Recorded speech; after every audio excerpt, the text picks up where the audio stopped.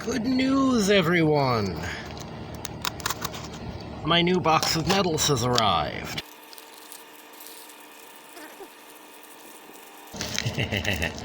See if I can get these open. Thulium, 1 gram. Ooh. Look at that. That's pretty. What do we have here? Dysprosium, 10 grams.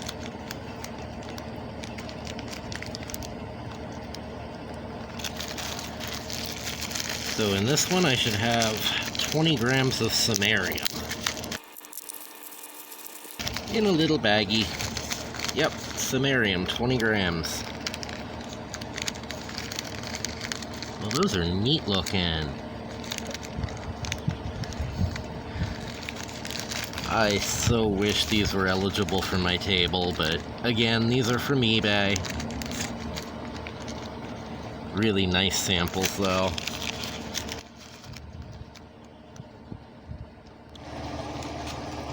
Alright, converting the metals that I have a bunch of into sulfates. This is the first step to turning them into carbonates. Grab out some dysprosium, and in each of these dishes I have some distilled water. That's the dysprosium, and here's the samarium.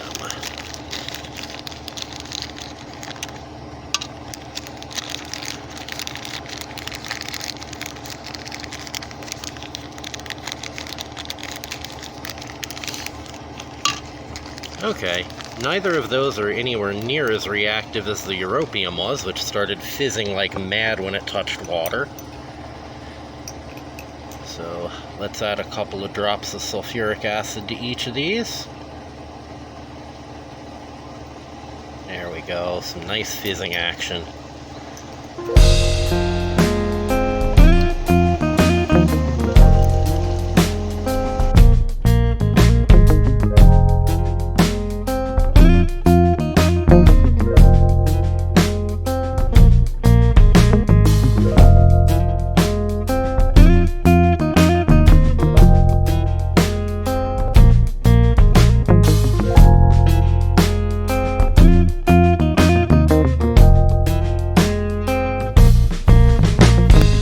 At this point, the reaction rate has slowed down massively.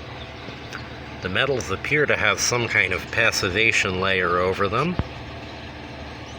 And at the bottom of the containers, there are a bunch of crystals that are almost definitely the sulfates of the metals.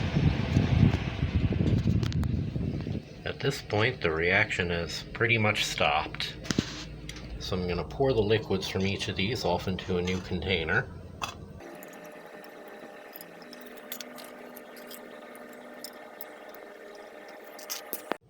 And to each of these containers, I'm going to add a solution of sodium bicarbonate. This will neutralize any remaining sulfuric acid and should start precipitating out the metal carbonates.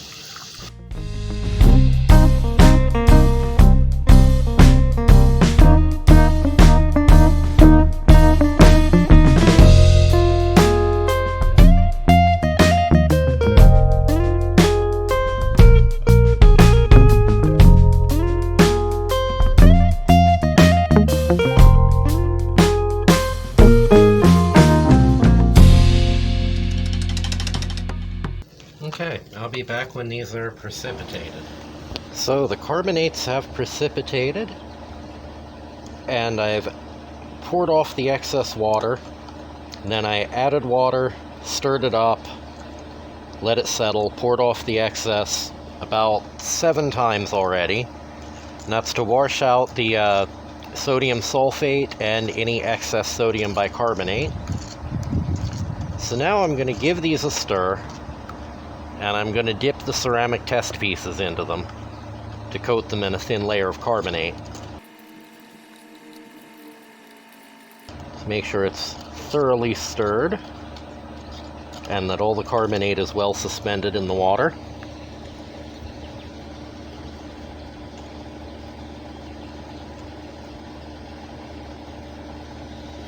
And that should leave a nice layer of samarium carbonate on this one.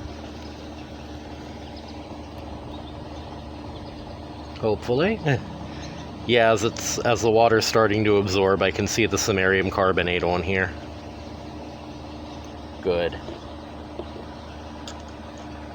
Then this is the dysprosium carbonate.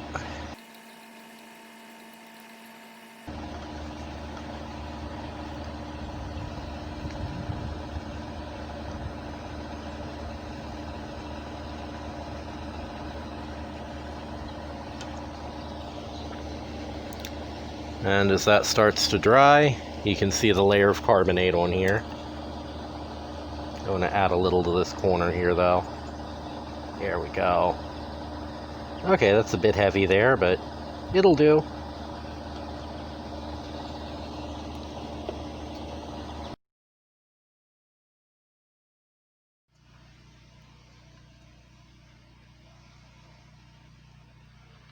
So here I have pre-weighed 20 grams of zinc-free clear pottery glaze. This is just the off-the-shelf zinc-free clear from Georgie's. And here I have terbium carbonate, which under ultraviolet light glows a nice green.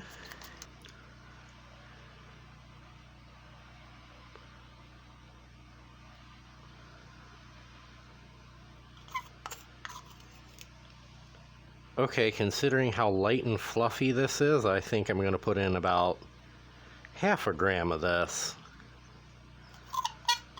So otherwise I'll be putting my entire supply in there. 0.49. Come on, can I get 0.50?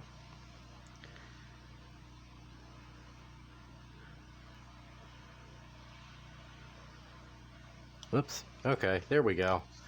Little over half a gram of terbium carbonate.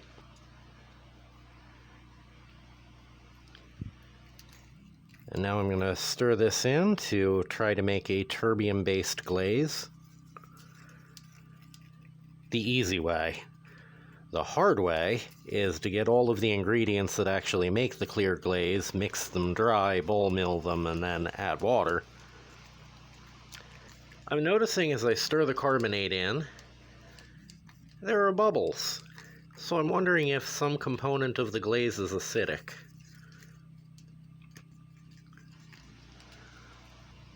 Zinc-free clear plus terbium.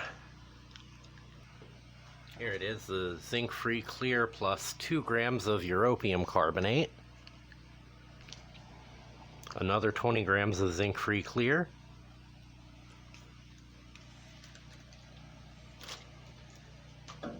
And here I have my wet samarium carbonate.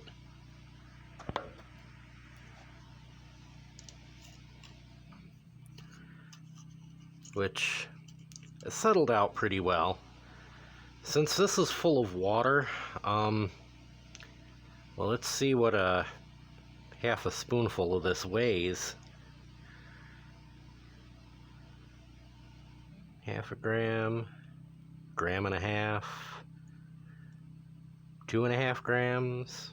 Let's go for 3. Oh well.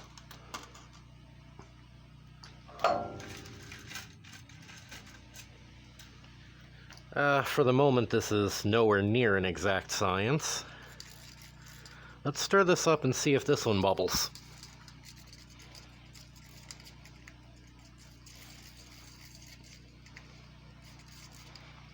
Oddly, no. I'm not seeing any bubbling from the samarium. Zinc-free clear with samarium.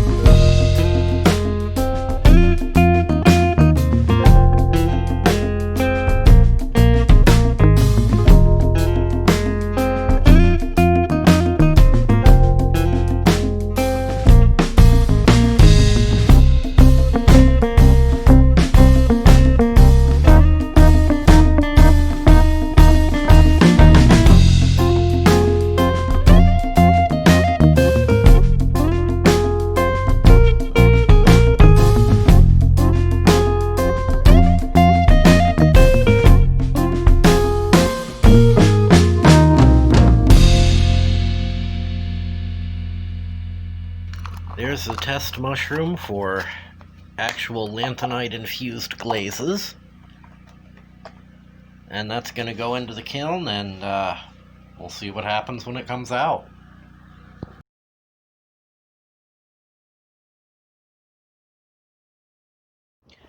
In the dark with the test mushrooms and the blacklight. The europium glaze turned out really well. Glows nice and brightly.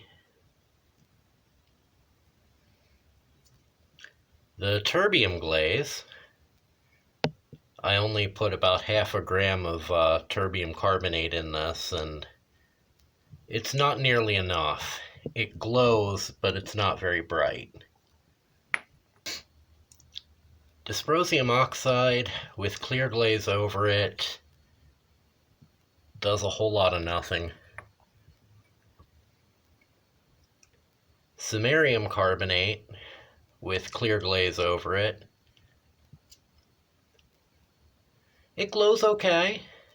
It's not super bright, but it works. These here are all glazes, not just oxides with glaze on top. Europium, which is nice and vivid, nice and bright. Samarium, it works, but could probably use a bit more metal in the glaze, or a bit more samarium carbonate.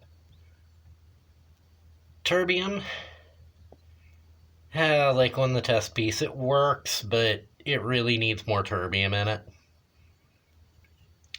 And the dysprosium in glaze form glows. It's not the blue I was expecting. It's more of a funny orange. But it actually works, unlike applying the carbonate to the clay body directly. So there's more research to be done, but I do have at least 2 working glazes, potentially a third if I get more terbium. But I'm really impressed with how the europium turned out.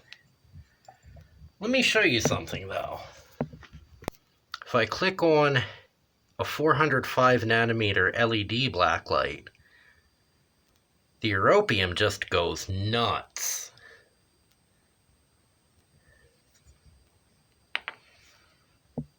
Europium is impressively bright under 405 nanometer LED light. The samarium works pretty well too. Let me rotate the big mushroom. See, there's the samarium. Still works quite well. The terbium, not so much. And the dysprosium, not so much. Let's find the test pieces. Yeah, not so much. They really don't like the LED blacklight.